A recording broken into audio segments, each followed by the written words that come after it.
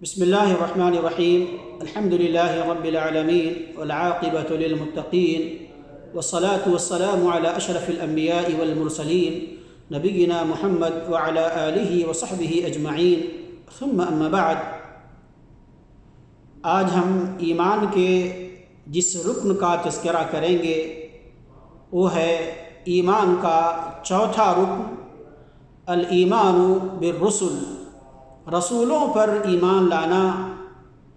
یہ رسول کی جمع ہے. اس سے مراد وہ لوگ ہیں جن کو اللہ تعالیٰ نے اپنے پیغام کو پہنچانے کے لیے جن کا انتخاب کیا، جن کی طرف وحی کی اور انہیں تبلیغ کا حکم دیا، اور یہ رسول انسانوں میں سے ہیں. سب سے پہلے رسول یعنی رسولوں میں سب سے پہلا نمبر ہے، سب سے پہلے رسول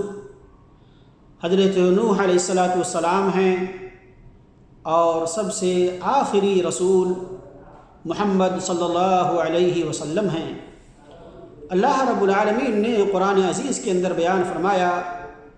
انا اوحینا الیک کما اوحینا الی نوح والنبیین من بعدہ، یقیناً ہم نے آپ کی طرف اسی طرح وحی کی ہے جیسے کہ نوح علیہ السلام اور ان کے بعد والے نبیوں کی طرف کی. یہ رسول یقیناً اللہ تعالیٰ نے ان رسولوں کو ہر امت کے اندر ان کا انتخاب کیا. ہر امت کے اندر اللہ تعالیٰ نے رسولوں کو بھیجا، رسولوں کو منتخب کر کے اللہ تعالیٰ نے ہر امت کے اندر، ہر قوم کے اندر بھیجا. اللہ رب العالمین نے ان رسولوں کو اس لیے بھیجا تاکہ وہ اللہ واحد کی انہیں دعوت دیں اور لوگ اللہ کی وحدانیت پر قائم رہیں. جیسا کہ اللہ تعالیٰ نے قرآن عزیز کے اندر بیان فرمایا، وَلَقَدْ بَعَثْنَا فِي كُلِّ أُمَّةٍ رَسُولًا أَنِ اعْبُدُوا اللَّهَ وَاجْتَنِبُوا الطَّاغُوتَ، ہم نے ہر امت میں رسول بھیجا کہ لوگوں صرف اللہ کی عبادت کرو اور اس کے سوا تمام معبودوں سے بچو. یعنی صرف اللہ کی عبادت کرو، صرف اللہ کی بندگی کرو، اللہ کے علاوہ جتنے معبودان باطلہ ہیں ان سے دوری اختیار کرو، ان سے بچو. اللہ تعالیٰ نے دوسری آیت کے اندر بیان فرمایا، وَإِن مِّنْ أُمَّةٍ إِلَّا خَلَا فِيهَا نَذِيرٌ. اللہ تعالیٰ نے اس آیت کے اندر بیان فرمایا، اور کوئی امت ایسی نہیں ہوئی جس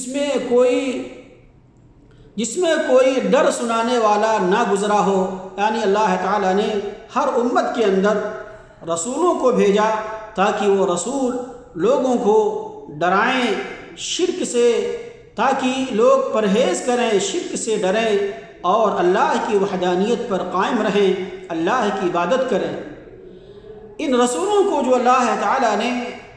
بھیجا، ان کا انتخاب فرمایا، یہ تمام رسول ہم انسانوں میں سے تھے. یہ اللہ رب العالمین کی مخلوقات میں سے، اللہ رب العالمین کے بندوں میں سے ایک بندے ہیں، اور ان رسولوں کے اندر ربوبیت کی، الوہیت کی کوئی خاصیت، کوئی صفت ان کے اندر نہیں پائی جاتی. اللہ تعالیٰ نے اسی جانب اپنے آخری پیغمبر جو سید المرسلین ہیں، جن کا مقام و مرتبہ اللہ تعالیٰ کے ہاں بہت زیادہ ہے، اللہ رب العالمین نے ان کی جانب اشارہ فرمایا، قُلْ لَا أَمْلِكُ لِنَفْسِي نَفْعًا وَلَا ضَرًّا إِلَّا مَا شَاءَ اللَّهُ وَلَوْ كُنْتُ أَعْلَمُ الْغَيْبَ لَاسْتَكْثَرْتُ مِنَ الْخَيْرِ وَمَا مَسَّنِيَ السُّوءُ إِنْ أَنَا إِلَّا نَذِيرٌ وَبَشِيرٌ لِقَوْمٍ يُؤْمِنُونَ. یہاں اللہ تعالیٰ نے اپنے رسول کو حکم دیا کہ اے رسول آپ کہہ دیجئے، آپ فرما دیجئے کہ میں خود اپنی ذات خاص کے لیے کسی نفع کا اختیار نہیں رکھتا اور نہ ہی کسی نقصان کا، کسی ضرر کا، مگر اتنا ہی کہ جتنا اللہ تعالیٰ چاہا ہو. اور اگر میں غیب کی باتیں جانتا ہوتا تو بہت سے منافع حاصل کر لیتا اور کوئی نقصان مجھ کو نہ پہنچتا. میں تو محض ڈرانے والا اور بشارت دینے والا ہوں ان لوگوں کو جو ایمان رکھتے ہیں۔ یہاں اللہ تعالیٰ نے بالکل واضح کر دیا کہ غیب کا علم صرف اللہ کو معلوم ہے۔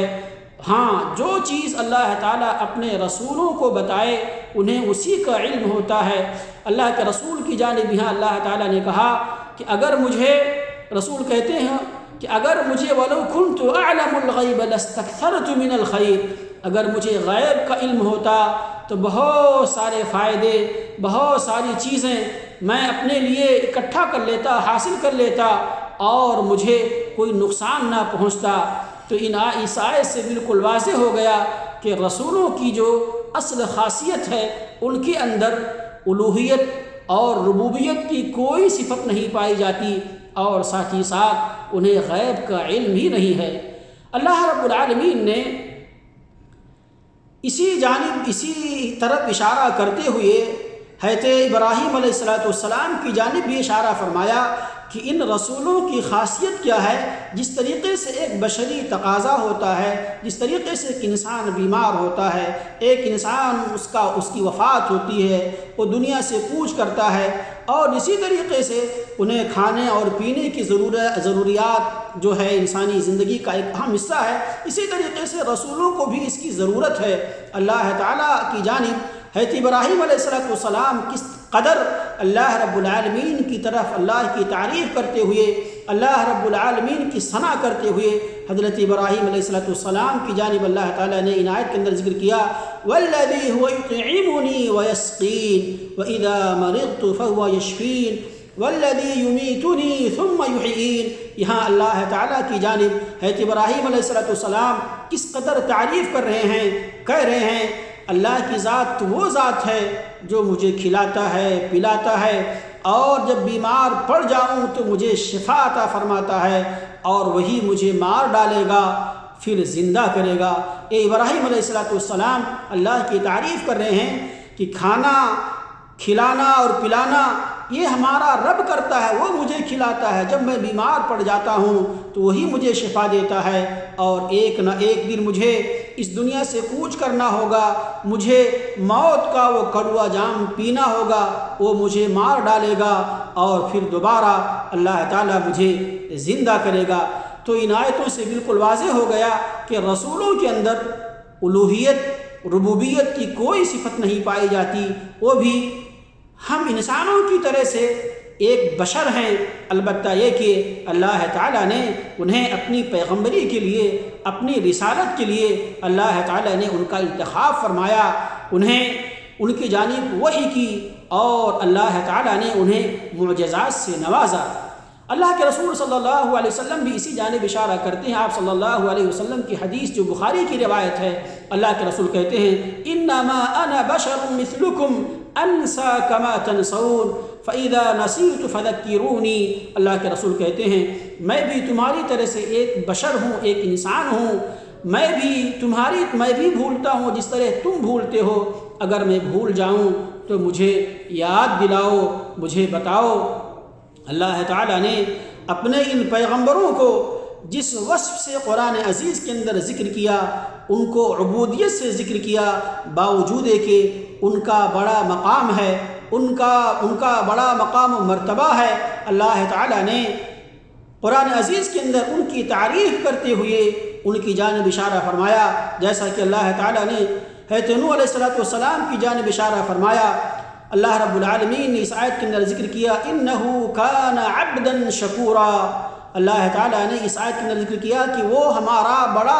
شکر گزار بندہ تھا۔ یہ اشارہ ہے حضرت نوح علیہ السلام کی جانب، اور اسی طریقے سے اللہ تعالیٰ نے اپنے آخری پیغمبر کی جانب اشارہ کیا، تبارک الذی نزل الفرقان علی عبدہ لیکون للعالمین نذیرا۔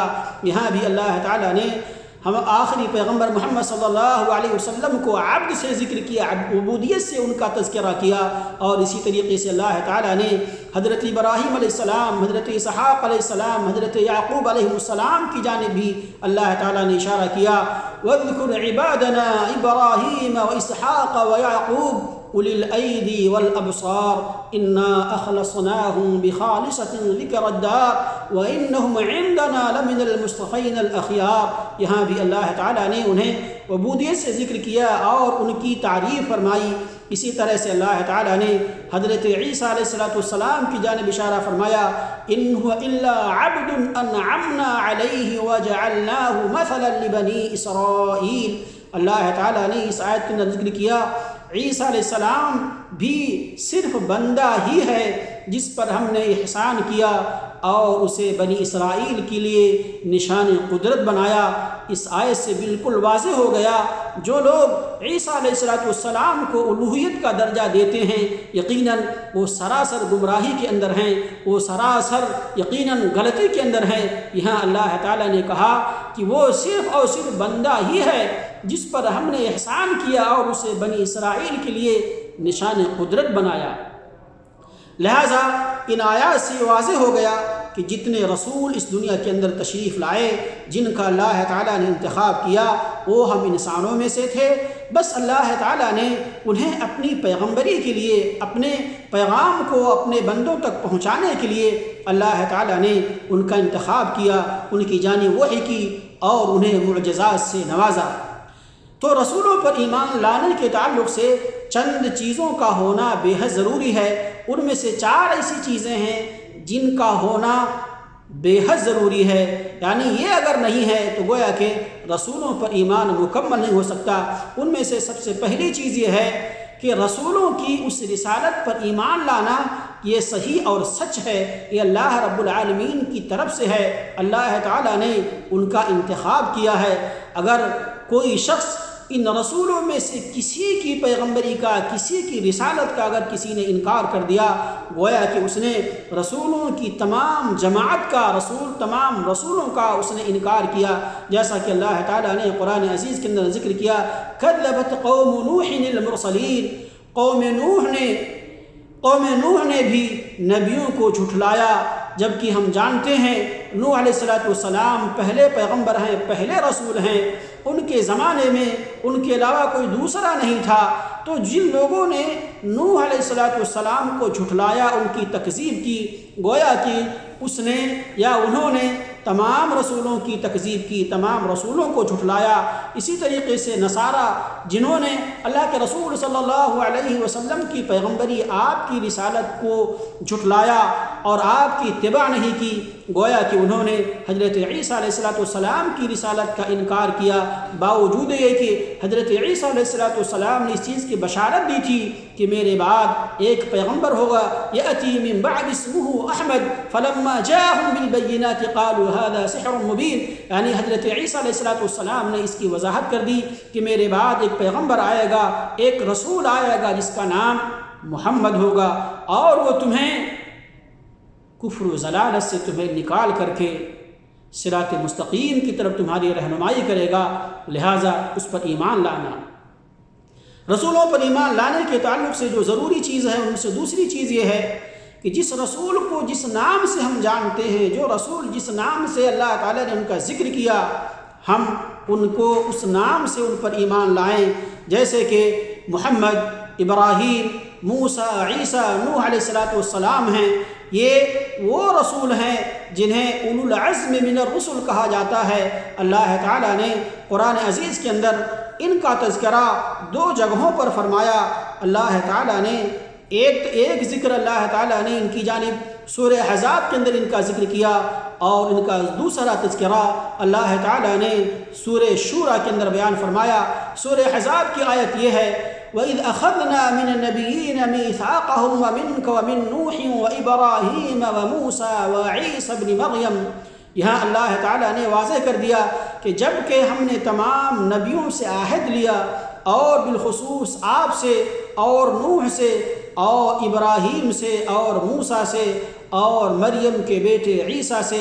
اور ہم نے ان سے پکا اور پختہ عہد لیا، یعنی یہاں اللہ تعالیٰ نے ان تمام کا یہاں ذکر کیا جنہیں ہم اولو العزم من الرسل کہتے ہیں۔ دوسری جگہ اللہ تعالیٰ نے سورہ شورى کے اندر بیان فرمایا، شرع لکم من الدین ما وصى به نوحا والذی اوحینا الیک وما وصينا به إبراهيم وموسى وعيسى أن أقيموا الدين ولا تتفرقوا۔ اللہ تعالیٰ نے تمہارے لیے وہی دین مقرر کر دیا ہے جس کو قائم کرنے کا اس نے نوح علیہ السلام کو حکم دیا تھا، اور جو بذریعہ وحی ہم نے تیری طرف بھیج دی ہے،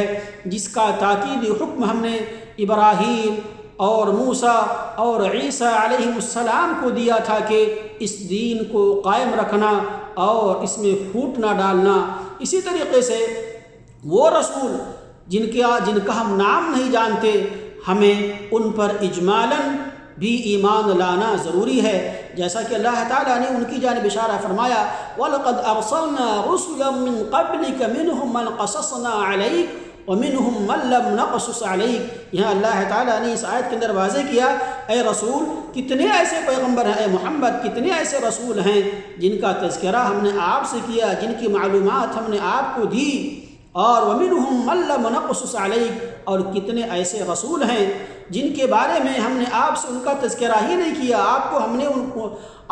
نے ان کے بارے میں بتایا ہی نہیں۔ لہٰذا تمام رسولوں پر اجمالاً ایمان لانا ضروری ہے۔ اسی طریقے سے تیسری چیز رسولوں پر ایمان لانے کے تعلق سے یہ ہے کہ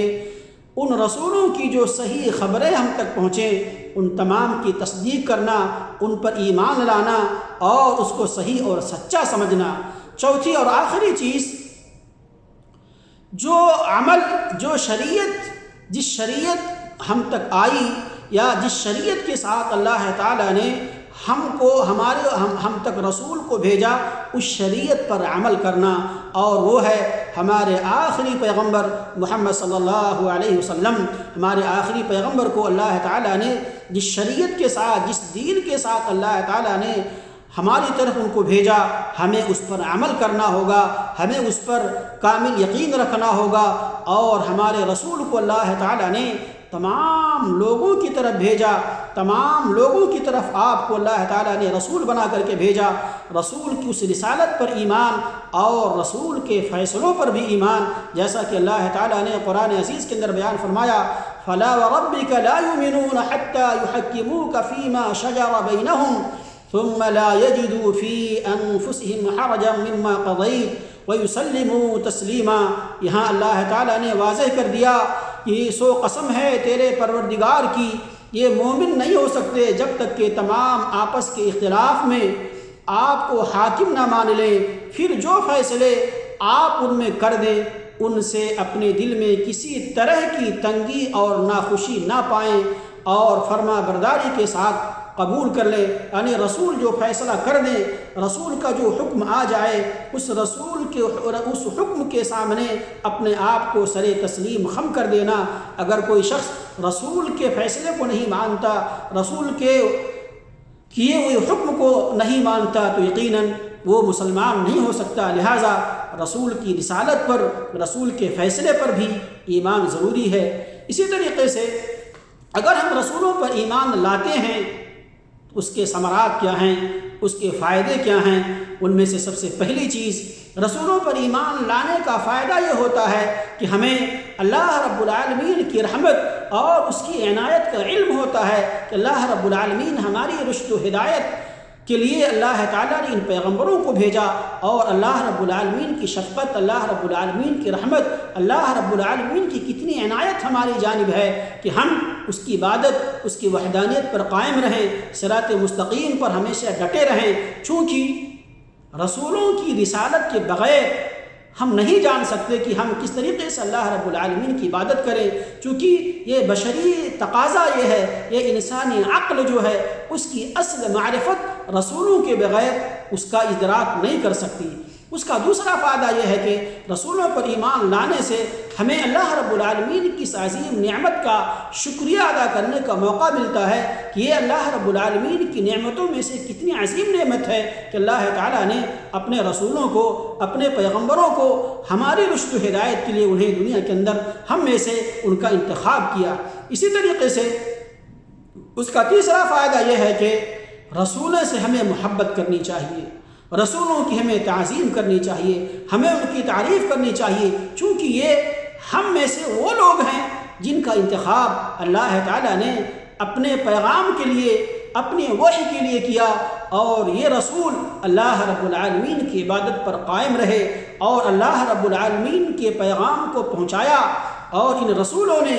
اللہ کے بندوں کی مکمل ان کی نصیحت کی، انہیں ہر اچھائی سے، ہر خیر سے انہیں روشناس کرایا، اور ہر برائی سے، ہر گناہ سے انہیں ڈرایا۔ تو یہ ہے رسولوں پر ایمان لانے کا فائدہ، اس کے ثمرات۔ اللہ تعالیٰ سے دعا ہے اللہ رب العزت ہم سب لوگوں کو نیک عمل کی توفیق عنایت فرمائے۔ اللہ رب العالمین ہمیں اس بات کی توفیق دے کہ ہم ہمارے سینے کے اندر تمام رسولوں کی تعظیم ہو، ہم تمام رسولوں کا احترام کریں اور ہم تمام رسولوں پر ایمان لائیں۔ اللہ تعالی ہم سب کو نیک عمل کی توفیق عنایت فرمائے۔ سبحان ربک رب العزت عما یصفون وسلام علی المرسلین والحمد للہ رب العالمین۔